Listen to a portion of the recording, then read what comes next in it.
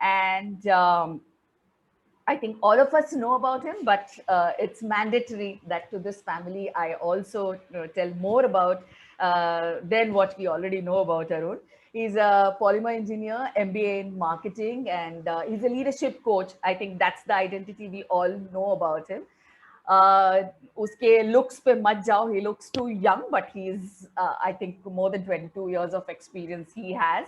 He's been a training manager for many MNCs, and he's handled clients like ICICI Bank, Citel, HBSC Bank, Standard Chartered Bank, and many more. Very seasoned speaker, very seasoned trainer.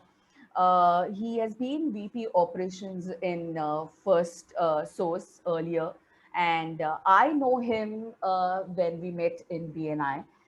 He is senior director consultant in BNI, and in BNI, I had an opportunity to attend his session when he was training all the new members, and I was in completely awe the way he spoke, the way he made all of us understand the concept of networking, how to use this platform. And I knew this man really is वो बोलते हैं ना not only in genes, it's in mitochondria of his the training, the teacher, the coach, the trainer is so much inside him that even when he has a casual talk, you leave with something to think about. You leave with something, some insight. And I think that's what summarizes what I feel about Arun. And he's always been there as a strong support to Read to Lead, because definitely he loves reading books. But he supported this initiative because he thought we genuinely believe in learning and learning through books.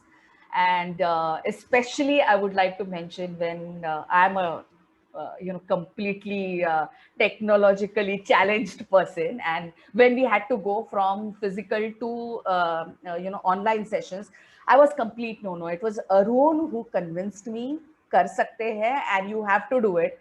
I think even after we went on virtual, I still was, after 3 4 sessions, I still said, no, maza nahi aa raha hai, no, I don't know, this is not working. And he actually opened my eyes, and he made me believe that this is the new normal. And uh, the faster you make peace with this, uh, the better is for Read to Lead. And thank you so much for the support at that time what you gave me, Arun. Completely indebted to you for that. And before without much ado, today's session will be on rejection proof. Just 30 seconds more. I think I've already shared my excitement before everybody came in. Arun was telling me for I think 5 or 6 months back. Since then, anytime we had a conversation, he said, "ये book करना है, ये book करना है," and I was like, "अच्छा ठीक है." But then, looking at his excitement, I knew there is something in this book. And thank you so much. Because of that, I saw this book, Rejection Proof by Jia Jiang, and I had an audio version. It's, I will say, it's a life-changing experience even to read, and I'm all looking forward to see how you unfold this book. And over to you, Arun. Thank you so much. Thank you so much, Thank you so Vasundhara. much. Thank you. I'm overwhelmed. Somebody mentioned in the chat also that your enthusiasm is infectious. And like I told you earlier, uh, anybody, no matter how much of speaking they have done, there are a few butterflies in the stomach, but you kind of kill them with your the first thing in the morning. Thank you so much, Vasundhara, and more power to Read to Lead. I'm so happy I've been a part of this journey and could contribute in some small way to, take this forward, make sure it continues during these times. And right, let's go straight to the book Rejection Proof by the author Jia Jiang. This book is something that I came across accidentally because I got a link in WhatsApp, a YouTube link which had a TED talk by Jia Jiang, and I being curious, I kind of checked that out. And there was this Chinese guy who could, very shy, very reticent in the way he speaks. And I just wondered, okay, what's so great about this video? But when I listened to him, I thought he made sense, and there was the reference to his book, Rejection Proof. I said, okay, let me check it out. I did get the book online, and I've read it, as Vasu mentioned, about 6 to 8 months back. And as soon as I read it, I started telling Vasu, this is one book we definitely have to do. It's quite amazing. It's one of those, there is a word in English called serendipity, or a happy accident. You kind of come across something and then you realize, wow, this is awesome. So Rejection Proof is one of those books, really serendipity. And I'm so happy to be here today sharing my learning from the book with you. So, first things first, why I chose the book. This is quite interesting. Obviously, there was a resonance. The book resonated with me. Uh, in the year 1994, I had just passed engineering and was working for a company called Rajpurohit Systematic. This is at Devnar, where I was selling lamination machines to Photoshop. And I used to wear a tie and that leather bag in the hand and walk the streets of Bombay, going to stationery stores and photoshops, trying to sell these lamination machines. And that is the first time, I started facing rejection. And trust me, it is painful. I used to find it super painful, and sinking feeling every time you hear a no, such that you don't even feel like going to the next person and making a presentation again. Now, this was my feeling as a newbie just starting off in his career in 1994. I also remember going to offices, sitting in the reception area, and the receptionists there feel that it is their job to become gatekeepers and, protect the manager or the boss in the office from all these people who come. They would make me sit for hours and hours and hours and then say, sorry, he can't meet you today. Excuse me. Again, a very, it kind of creates a pit in your stomach. Okay. The third instance was the receptionist who giggled. This is very interesting. Okay. So I went to an office and said, so and so, I want to meet Mr. Alok Sharma, and this is what I want to talk about. So the receptionist said, okay, sit down, let me check with him. So I sat at the reception. Now, what happened? Another lady came and started speaking to this receptionist, and both of them turned, looked at me, and laughed. Now, I am quite sure it had nothing to do with me. They were probably having a personal joke. But you can imagine my insecurity at that point in time. I'm looking at that and saying, oh God, these guys are laughing at me. And I literally, when they looked the other way, I stood up and ran out of the office. This is the extent to which I was afraid of being rejected by people. Uh, Finally, another instance, salesman at Bhatia Udyan. I don't know if you all know Bhatia Udyan, but just outside VT station, when you go out of VT station and walk left towards Port, there is a garden with pretty large trees. You go on any afternoon at that point in time. Nowadays, all these salesmen who walk the streets are not there. But at that point in time, if you go afternoon में सब bench पे झाड़ के नीचे everyone is sleeping, and we would exchange notes as salespeople there. And it's the same story everywhere. People just hate kind of being rejected. Now, when I knew about the theme of this book, it kind of triggered something in me and said, yeah, this, really resonates, and I should talk about this book. I loved it really. And that's why I'm talking about this today. Right. About Jia Jiang, the author. Okay, very quickly. He grew up in Beijing and migrated to US at the age of 16. Actually, in Beijing, Bill Gates had visited Beijing, and he heard with Bill Gates' address when Bill Gates addressed them, and he started dreaming that one day I'll go to US, one day I'll become an entrepreneur. So he got a chance as an exchange student to go there at the age of 16. he ended up, of course, a lot of the Chinese are academically inclined, and to that extent, they are very much like Indians. The parents drive them to success. So he was academically inclined. He did his computer science and also an MBA. Later on, and his current status, he owns a site called rejectiontherapy.com. It's something you can take a look at. And he's also the CEO of a company called Wuju Learning. And that is something, that again is a later development in his life. He started a business, but his biggest fear was rejection.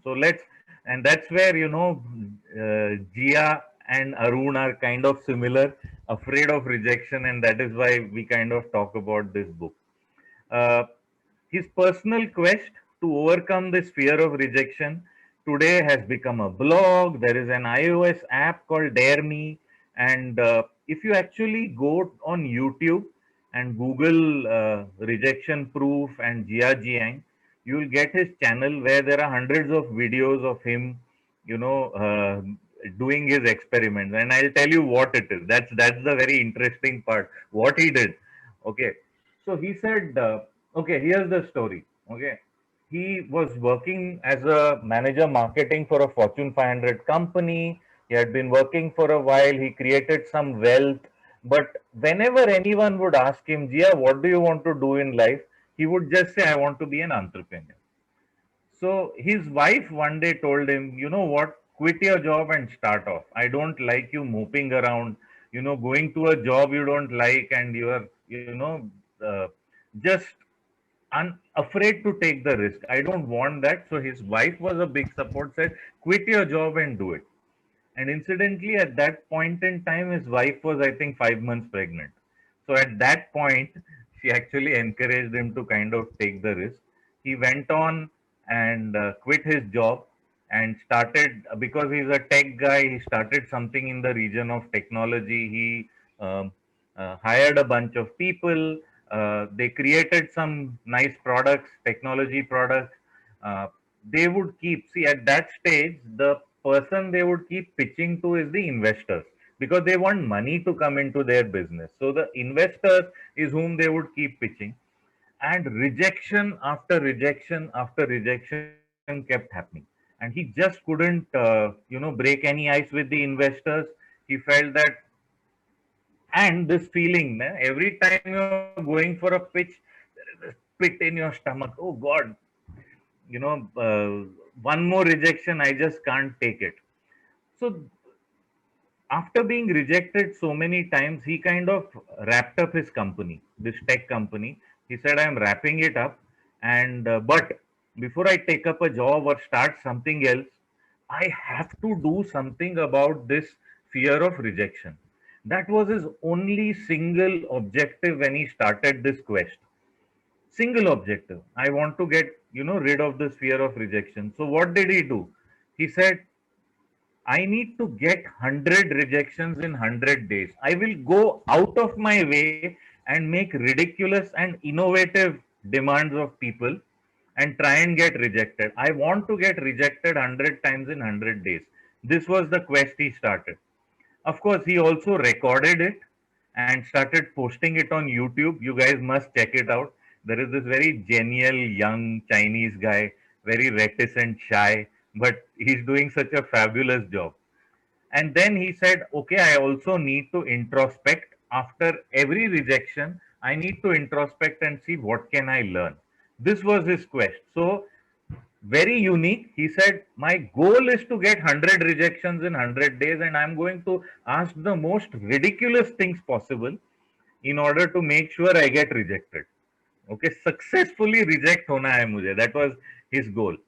So he started on day one, and very interesting. I did check out the video also, and that is where, if you want to make a quick note of the URL, you can make the note. That's where that video is there.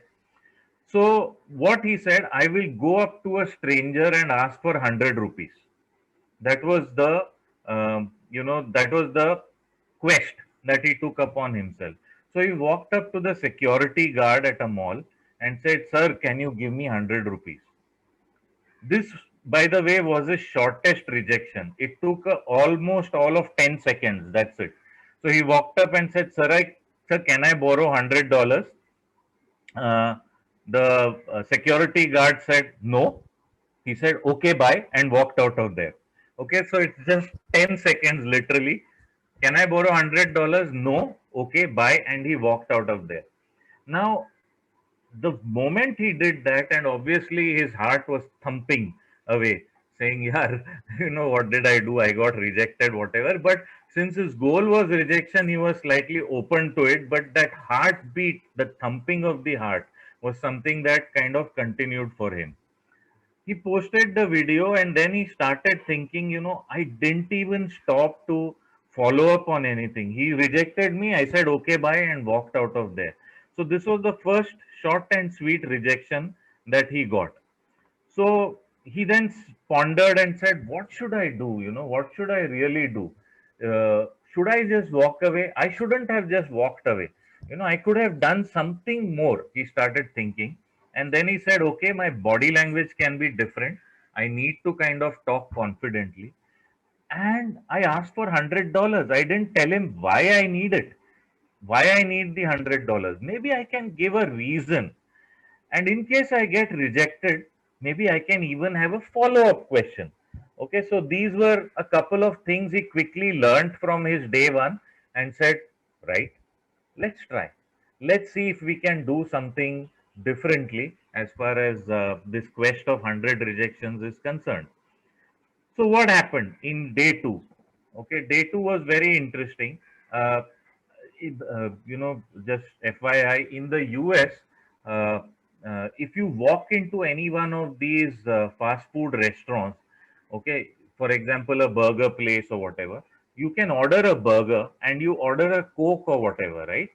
So, Coke, as long as you have that glass with you, that paper glass, you can get refills free of cost. That is how it works in the US. So, you can get multiple refills of Coke, which is a very common thing in the US. When I've been there, I have done it myself. You go and kind of ask for a refill, and you know, India log वैसे भी, first time I went there, oh wow, free. Okay, let me try. So you kind of ask for it more times than you would like, and you can order this free Coke.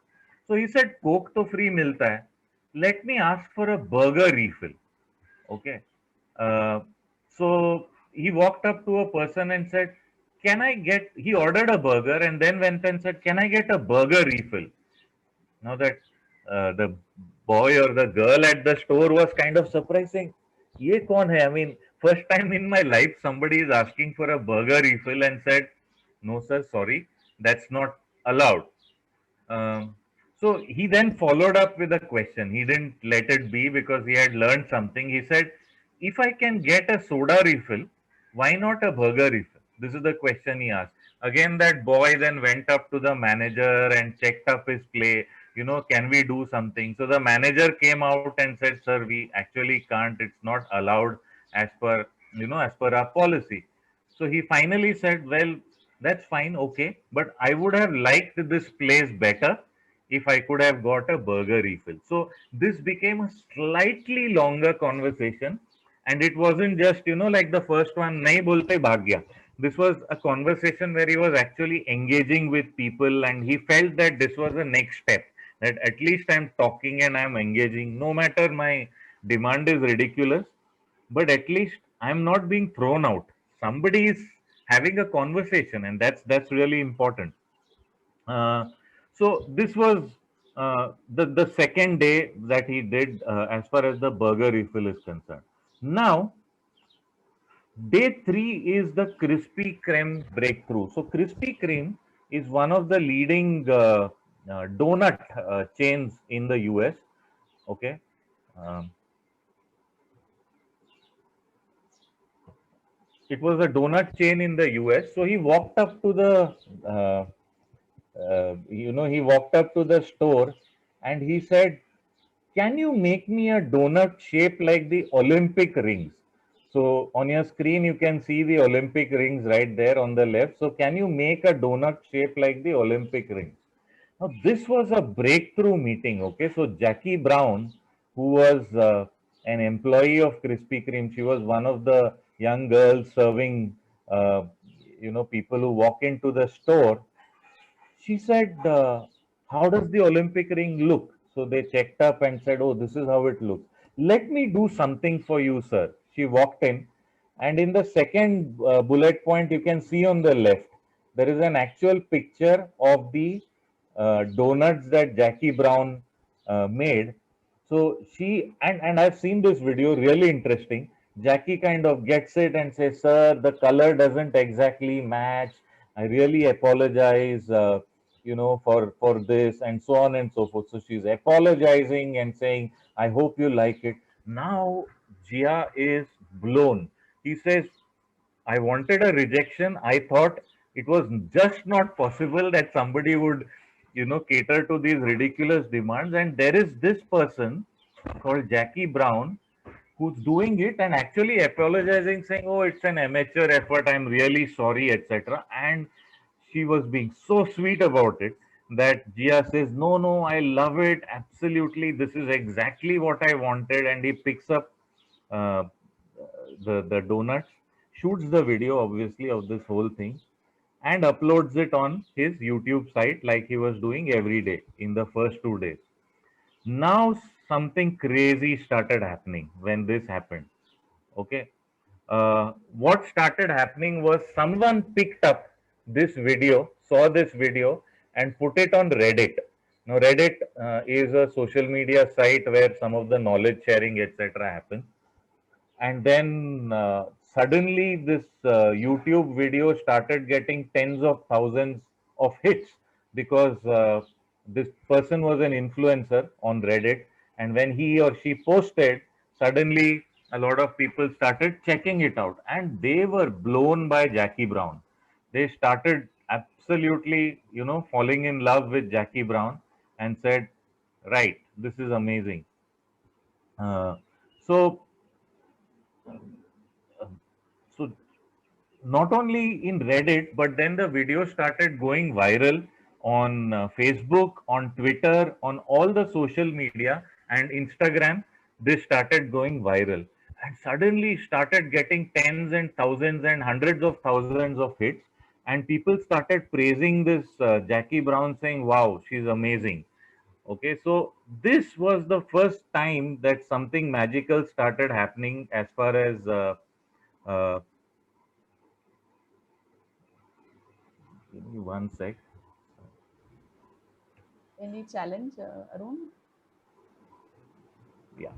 No problem. Yeah. I'm just trying. Okay. So then what happened? In day 4, 5, and 6, he continued with his quest. So he first went to a Domino's Pizza on day 4 and told them that, guys, I love the work that you're doing in Domino's Pizza and pizza delivery. Can you allow me to deliver pizza? I don't want any money. I don't want you to pay me, but I want to deliver the next pizza that you can do. Okay, so the people were stumped, wondering, what is he asking for? Why is he doing this, etc. But he did get rejected there. People didn't kind of allow him. Then he went to a grocery store in the neighborhood grocery store and said, "Guys, can you give me a tour of your warehouse, wherever that is?"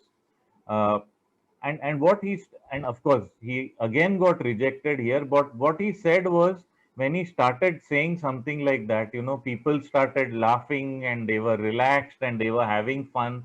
So when the person in front is laughing and you are laughing, suddenly the rejection doesn't kind of look that bad. So he was confident, relaxed, and having fun. So by day 5 itself, that impact was there, and he was analyzing himself, saying, "Wow, I can see some changes in myself." Okay, this was again a breakthrough on day 6.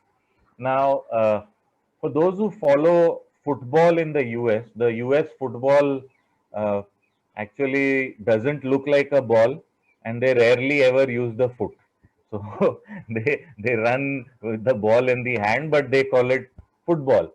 So Dallas Cowboys is one of the big football clubs in the US, and the people in the US are very passionate about their football. So suddenly this guy goes with the soccer ball, which is the normal football, okay, that the world plays other than the US. He walked up to this door and knocked at the door of the Dallas Cowboy fan and said, "Can I get a photograph of me wearing this football jersey and shorts with my football in your backyard?" So this guy, the owner, was stumped. He said, "I thought somebody has come to sell something, but this request is so off the wall, you know, how could I say no?" These were the exact words that he was saying. How could I say no?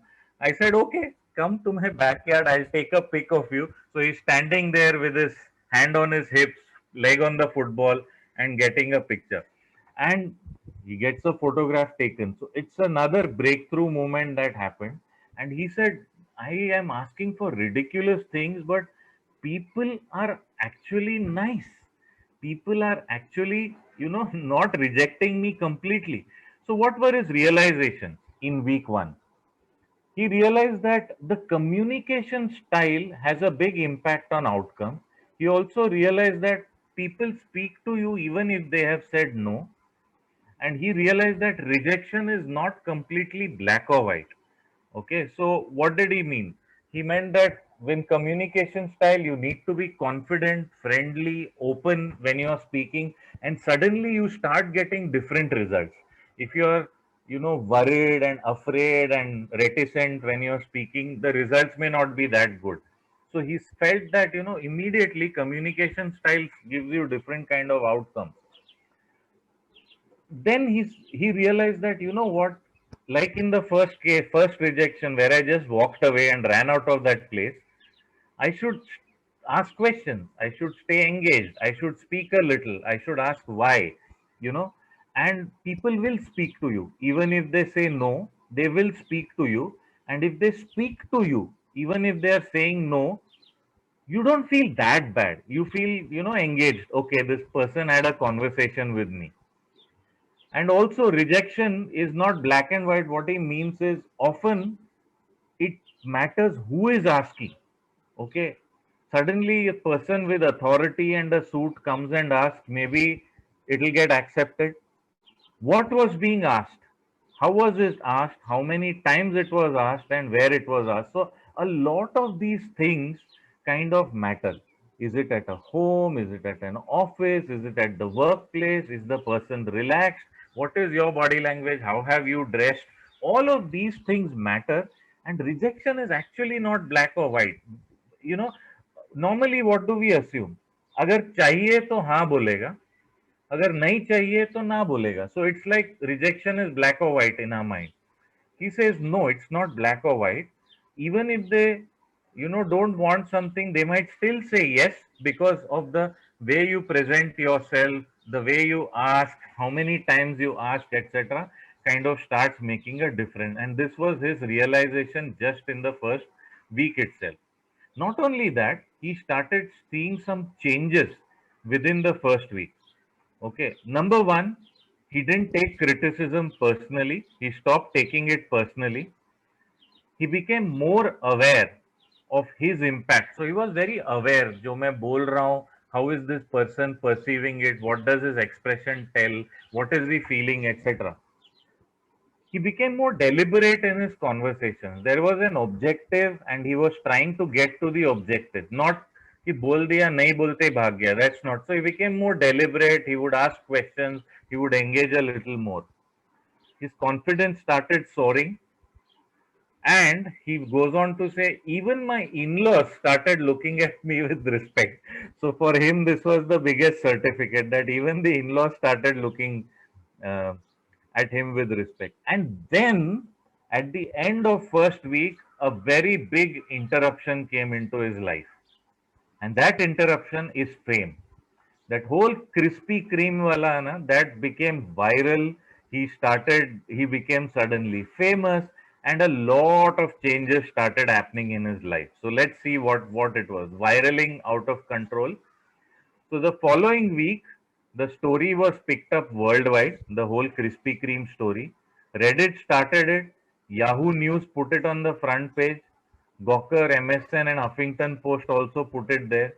And finally, UK's Daily Mail and Times of India, guys. Yes, Times of India also put up this story in this, and we probably have to dig up and figure out where in Times of India this is there. But Times of India did it as well. And overnight, the Krispy Kreme video became an international sensation with millions of views when it started coming. So it went completely viral, that particular Krispy Kreme wala video. So what was this impact of Krispy Kreme? Let's see. Jackie Brown actually became a celebrity within the company. So she was called, she was appreciated. The company put out a tweet, the headquarters, called hashtag Heart Jackie. So that was the hashtag that started trending for Jackie. And wow, this is amazing. Krispy Kreme stock leapt from $7.23 to $9.32 in 1 week. 29% jump in 1 week. Of course, Jia goes on to say, I'm not saying it is this video alone that did it, but it's quite likely it had a role to play. But so amazing. Suddenly, people are creating wealth because of one silly video where he's saying, can you make Olympic ring kind of donuts for me? And Jia was flooded with interview requests, and a movie maker even approached him with a script. So a very interesting script where he gets rejected, and finally, um, at the 100th rejection is a girl who says yes, and he is happily married. So that's the script that comes. He says, so he told the movie maker, guys, first of all, I am just 1 week into my rejection. So I have not reached 100, anywhere close to 100. Secondly, I am happily married for many years. So this story is nothing like what I am doing. But you know what it is, So filmmakers, even US has its own Ram Gopal Verma, who will come and try and make a movie out of everything. So this was the impact that happened, and it didn't end there. It got even crazier. He got featured on CBS, which is one of the premier networks there. And Tony C of Zappos. Guys, I'm sure a lot of you would know Zappos. Zappos, for many years, is rated as the number one. Uh, they are into, they started with shoes, and they've diversified into clothing, etc., online, selling those online, but they are number one in customer service. The CSAT and Net Promoter Score, which is there, they are number one for many years. So Tony was, a leader who Gia really appreciated, and when Tony invited him to Zappos to say, please address my team in Las Vegas, now that was like a dream come true for Gia. He said, "Ye kya ho raha hai? I mean, I started a silly experiment and this whole thing is spiraling out of control. It's going something else." He did go and address them at Las Vegas, and he got his first standing ovation. People just stood there and clapped and clapped and clapped. And that is when he realized that, hey, you know what? My speaking and presentation skills are good as well. And so this is where it got crazy. His inbox was flooded with fan emails, and these emails were like, why don't you try this? They were giving him new ideas every day, saying try this and try getting rejected for this sort of a thing. So this, suddenly fame started happening, and his whole process of getting 100 rejections in 100 days kind of got interrupted because he was going all over the place, but he still kept on at it. He still tried to do it. So I put it as day X because I'm just going ahead. um, so in one of the days, going forward, he did something interesting. So Southwest Airlines, okay, Southwest Airlines again is rated as one of the top airlines in terms of customer satisfaction in the world. In fact, those of you who are training would know a concept called as moment of truth, right? So moment of truth is a concept that was first developed by the CEO of Southwest Airlines. Today it is used in customer service training all around the world. So he was on Southwest Airlines, and he walked up to the flight purser there, the steward, and said, can you allow me to make the safety announcement? So the steward there said, you know what? I can't allow that because it's a safety regulation. We only have to do it, and you have to be seated on your seat at that time. So he looked a little downcast. Immediately, that guy said, but you know what? I'll allow you to do the welcome address. You can say, welcome to Southwest Airlines, etc., etc. So uh, uh, he said, okay, fair enough, I'll do that. So he took the mic, and suddenly 130 people in front of him, and he started feeling that pit in the stomach, real nervousness. But nonetheless, he went ahead, he spoke and said, you know what? I love being part of Southwest Airlines. These guys are doing an amazing job taking us all over the world. Can we all give a standing ovation for the kind of service Southwest is providing? And everybody applauded. And, then he went and sat on his seat, and the guy next to him said, wow, that was brave. You going and saying, I want to speak. He then went to PetSmart. So PetSmart is a store in US where you can take your pet to get it groomed, haircut, etc. So he went to PetSmart and he said, "Can you give me a haircut?" Okay, so the girls there at the store, they started laughing. He also laughed. It turned out to be a rejection, but he realized one thing, even if it's a rejection, see, when it was in the Southwest Airlines, he felt that pit in the stomach, but in PetSmart, he didn't feel any such thing. वो उसको डर वगैरह कुछ लगा नहीं, was very comfortable, and he realized that if I'm laughing, then that pit in the stomach doesn't happen. Now this was a big realization for him. Okay, in Southwest Airlines, he was actually fighting evolutionary chemistry. And then his book goes on to talk a little about this. I'm going to share that. But in PetSmart, the groomers were laughing. And because they were laughing, they actually won over evolution. And he didn't feel that nervousness or that pain or whatever. So, what is this biology of rejection? It's very important to understand this biology of rejection. Okay. Uh, for the ancient human being, right? So when in the Bronze Age and things like that. Uh, okay, guys, before I do this, I'll just stop sharing a little, and so I can get a 5-minute break. Any quick shares right now? Anyone wants to share something that they found interesting so far? And then I'll start again after a quick break. Arun, I think it is going very well, and I am enjoying every moment of this. What I have learned so far is that rejection is in my mind actually, and being looking awkward does not matter. People sometimes love, being looking awkward or little weird. It really it makes me conscious that I am looking so and so. This I am talking like this. I'm talking like that. True. I'm looking little joker. But frankly speaking, people love it. Your little bit of those discomforts are liked by people, and they really get sympathetic with you. They appreciate you. It's being human. To err is human. So that's what I understood so far. Thanks, Anand. Thank you so much. What I feel is when you ask something to somebody, you should be ready to accept a no also. Normally, we always want an yes. So when your mind is prepared for a no, I guess to a certain extent, it's going to be no. Anyway, I still asked.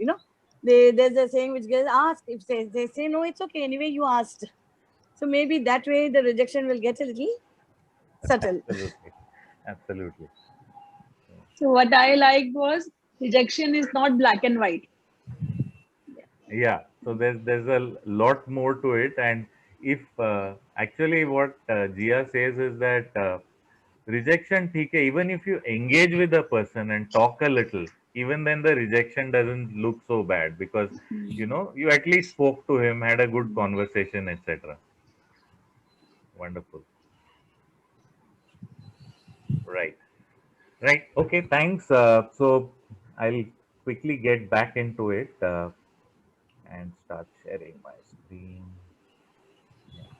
So this is where Jia gets into the biology of rejection. Okay, this is quite interesting, and I'm bit of a science guy, so I kind of like some of this stuff.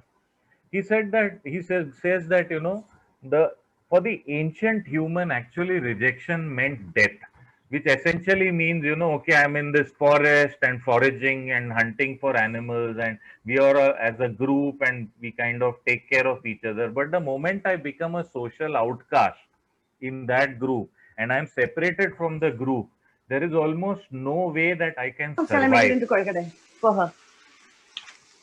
There's no way that I can survive in those conditions. So he says, Arun, you will have to. yeah, Okay, sorry, I've done sorry, that. sorry. Yeah. So somewhere genetically, we are all programmed, from the time of the ancient human, that if I get rejected, then, it's death.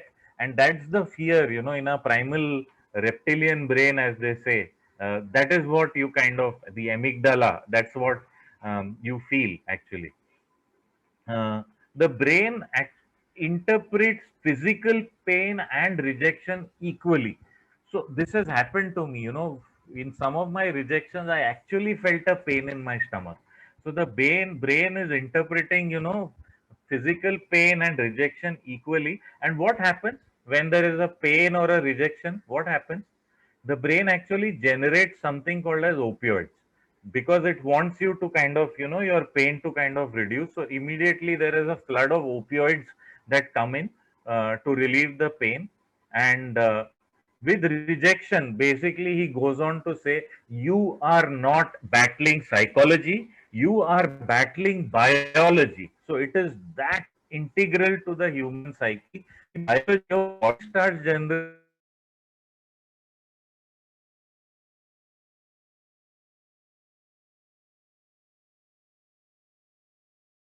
मला येत नाहीये का?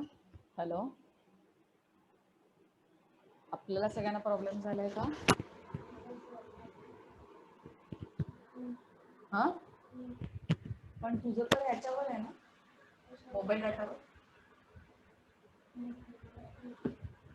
scary. And as and when this kept happening, see, one important thing he said is, the moment you laugh, that whole opioid doesn't happen. You are comfortable, that whole pit in the stomach, that body biology. So if you want to fool the biology of your body, bring humor and start laughing, and that rejection suddenly doesn't look so bad at all. If you are able to bring some humor into rejection and laugh and make that other person also laugh, your biology is beaten. Okay, you will not feel that. So that flood of opioids will not happen, and that physical pain will not happen, because your body starts interpreting it as fun. He said, okay, now with all these silly things of rejection that I'm doing, uh, looks like I've gotten used to it, and uh, it's becoming easier and easier. It's becoming less and less scary.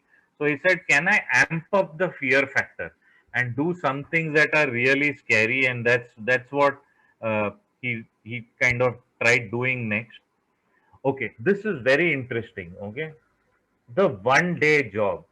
For those of us who have tried to get jobs, we know how difficult it is, right? To get a job, you have to put an application, and then you have to send your resume, and then they will call you on a particular day, and they will do the interviews, they will test you out, and so on and so forth. It's a long, elaborate process. He said, can I go and get a 1 day job? Because I don't want to do a job. I'm a business owner, I'm an entrepreneur, I'm now running my own academy. I want to do this. Uh, I don't want a job, but I do want to do a 1 day job, which means that, and he said, I want to do it without a resume, without any intimation. I just walk into any office and say, I want a 1 day job. Can you give me a 1 day job? And obviously, not very surprisingly, he went into the first office, attempt one. He was driven out of the office. Okay, saying, "Nikal ja yahan se,